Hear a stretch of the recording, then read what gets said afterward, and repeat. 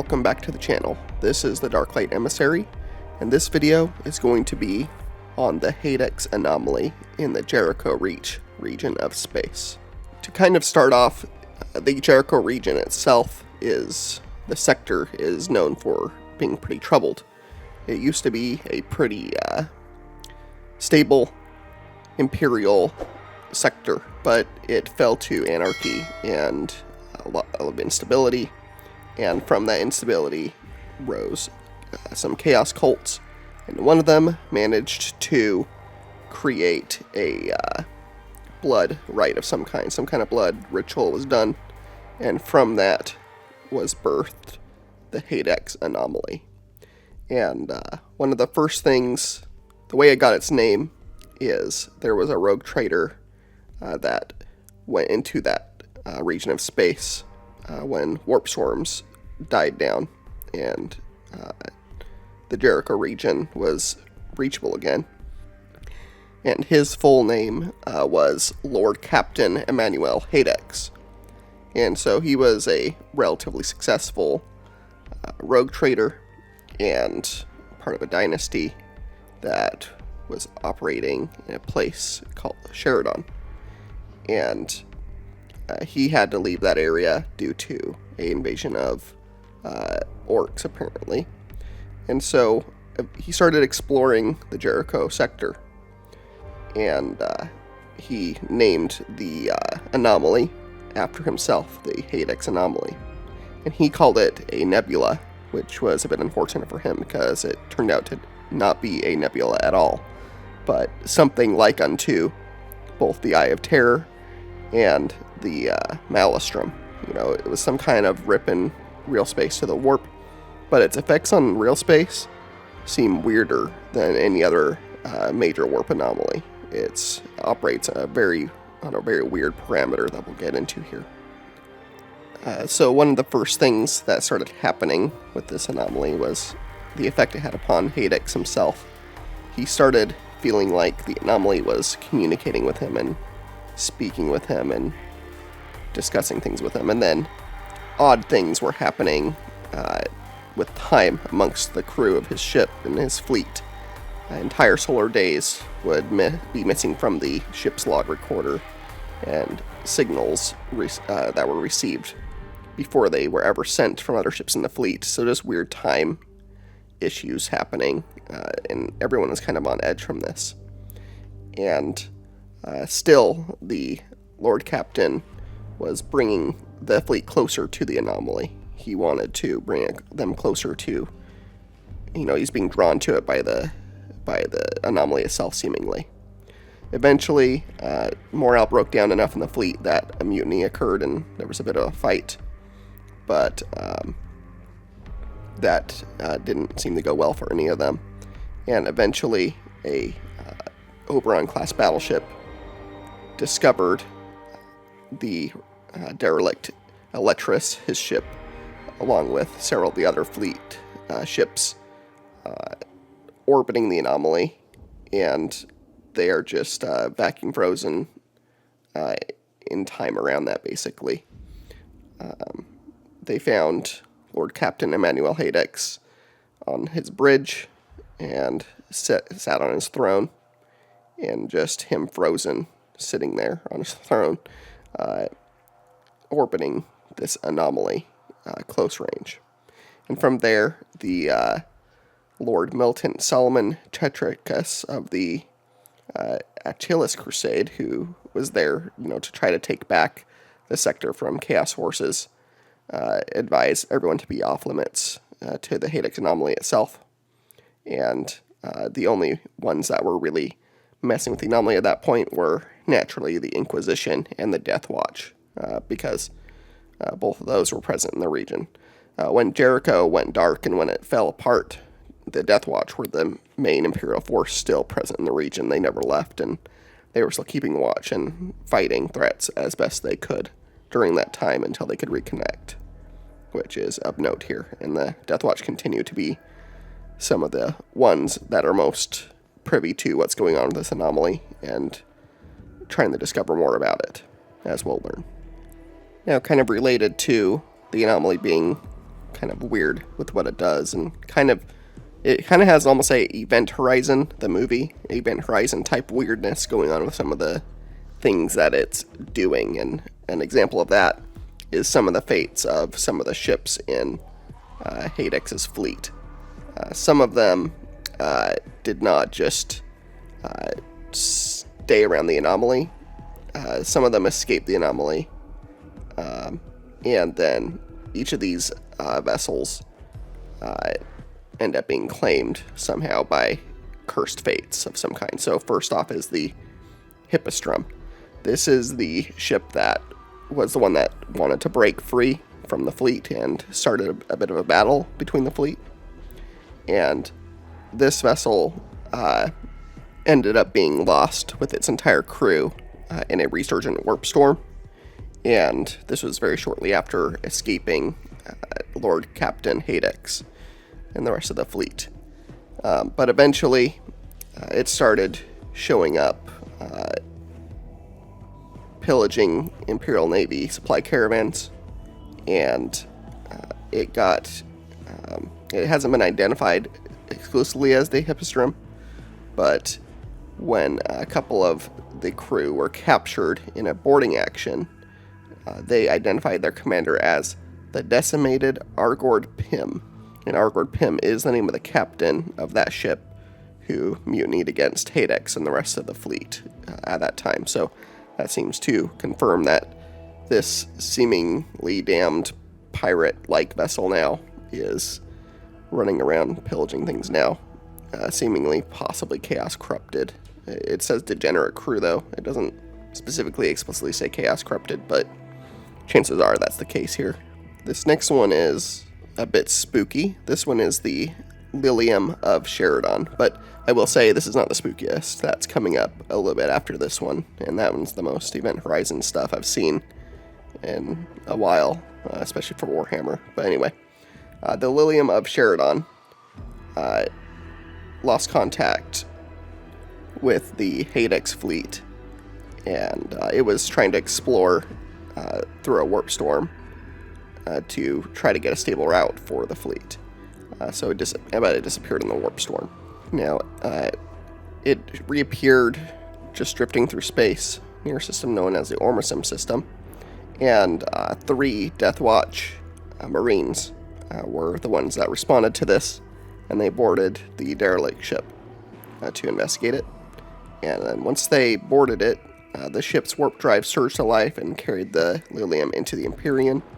And then, coinciding with this, there is a vault that I'm not going to go into, but there's this vault known as the Omega Vault in a Death Watch fortress in this region that has sealed doorways that basically, when they open, they always deliver some new weapon or device to the Death Watch each time.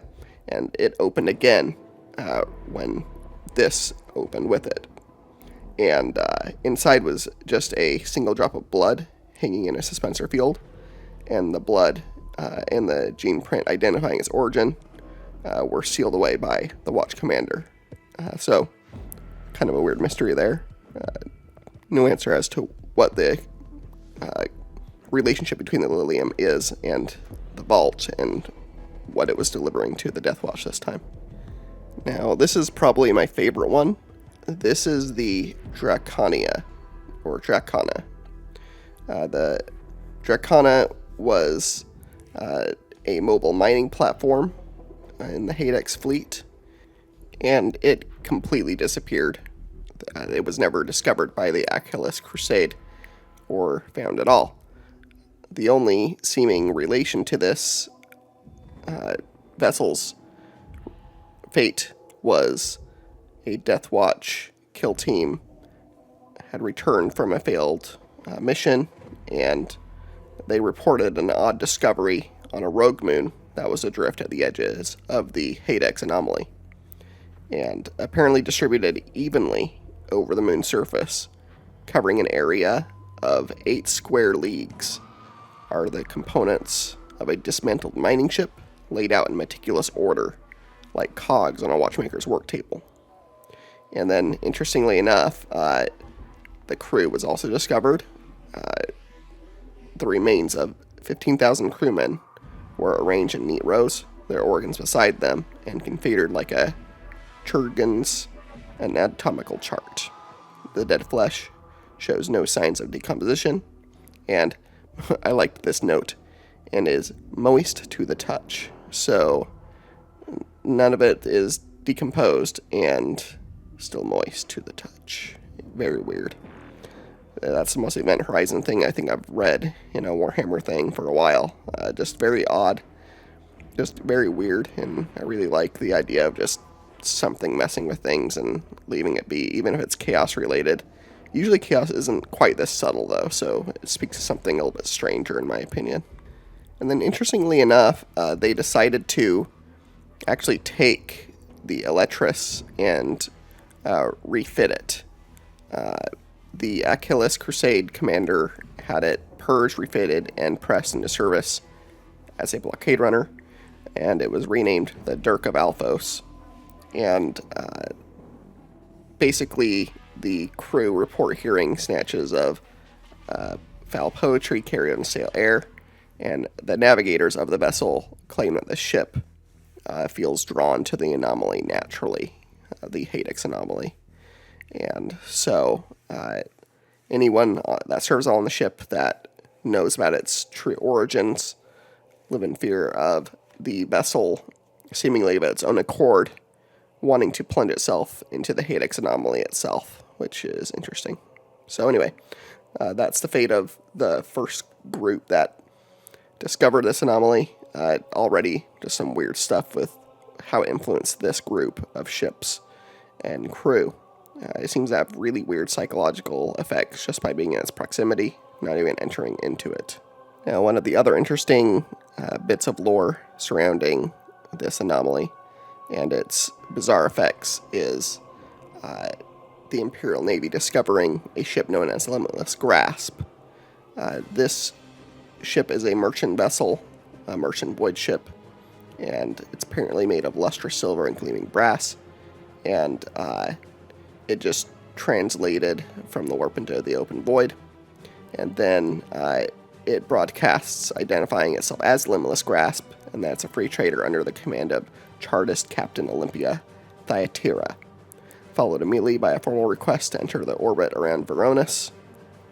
And the planet Voronus is likely where the source of the anomaly first happened, where it's speculated that the blood rite sacrifice happened on.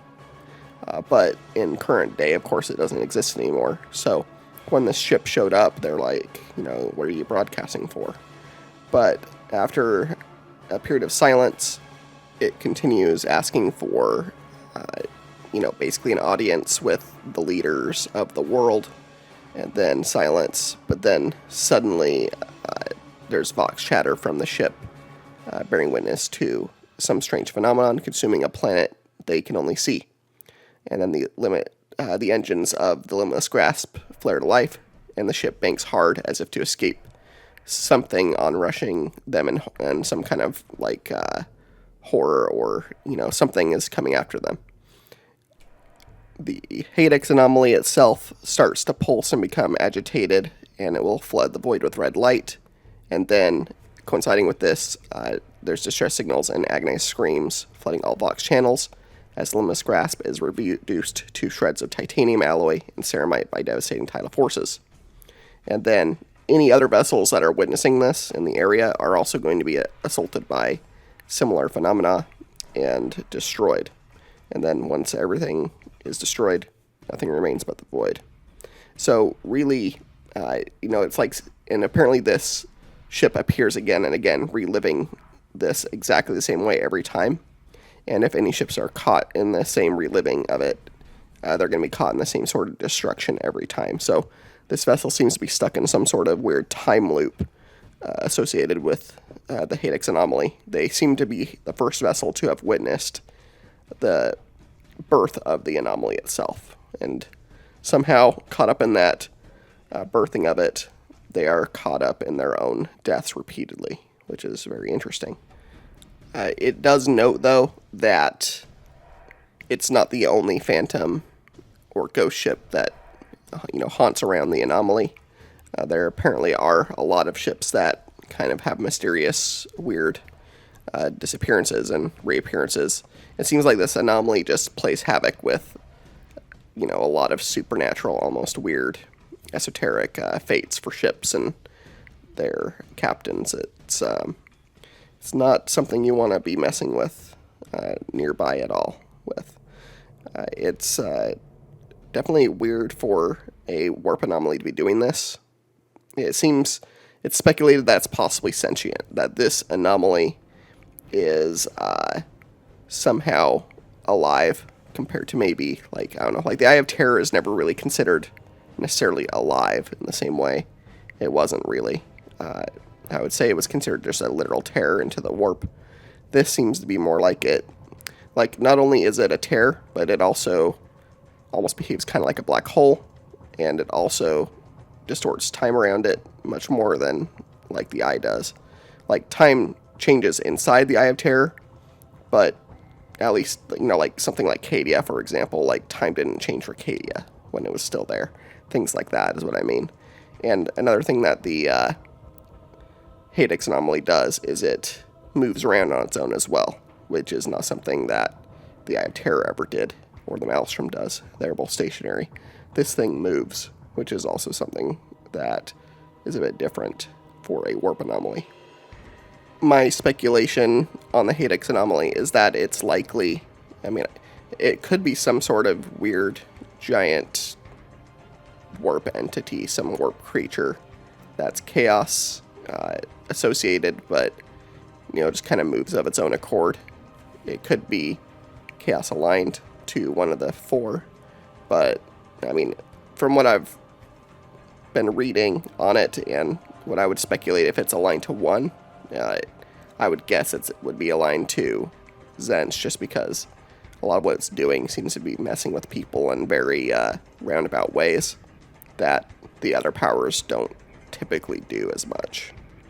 So either Tzeentch or some kind of undivided chaos, or at least warp entity of some kind that has some kind of sentience level, and that it's moving around to feed in some way by what it causes. One of the other strange things about the Hadex Anomaly is the moment it was born, its light could be seen regardless of distance from great distances all around regions of space. As if, the light from it didn't have to take the time that light has to travel for you to see something in the sky. It just showed up. Again, kind of going back to this theme of time dilation and weirdness with this anomaly, it seems like time doesn't really...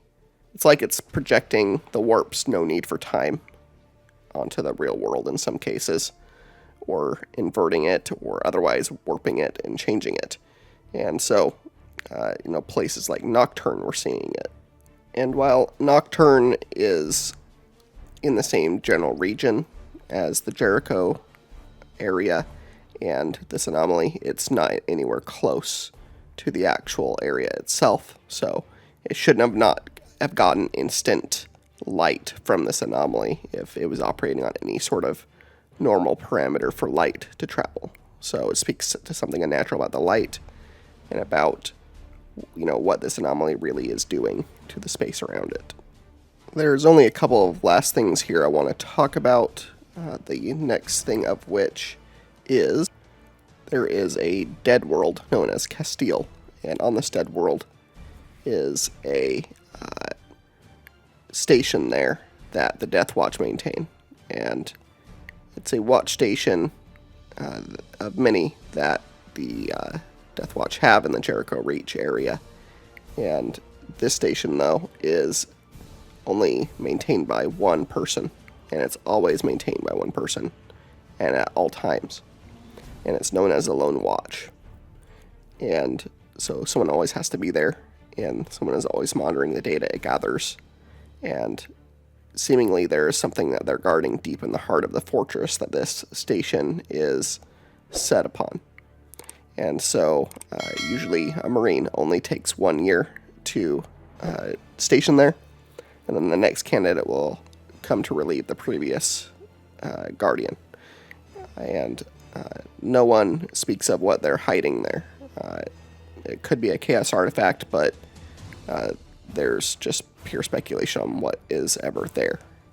But seemingly it might be related to the anomaly and possibly a way to contain it, or at least keep it from spreading, something to that effect. And then the other interesting thing of note is there was a watch station known as CX3119, and this was established to study the Hadex Anomaly and basically just watch it from a certain distance. But without warning, the Hadex Anomaly expanded to about half its own size, and it pulled the station into the anomaly and cut it off from the Death Watch. No one was on board at the time, but it was lost with, as a tool and all its data. And eventually, though, it reappeared, and it reappeared many light years from where it had originally been taken by the anomaly. And so, the Death Watch and Inquisition specifically are very curious to investigate the station to try to see what sensors indicated and see what's going on there. And apparently they're debating whether to go there or not at this point. But they have put quarantine beacons around it to keep everyone away from this errant station. So somehow this anomaly has the ability to push things out into other parts of space, not just draw things in.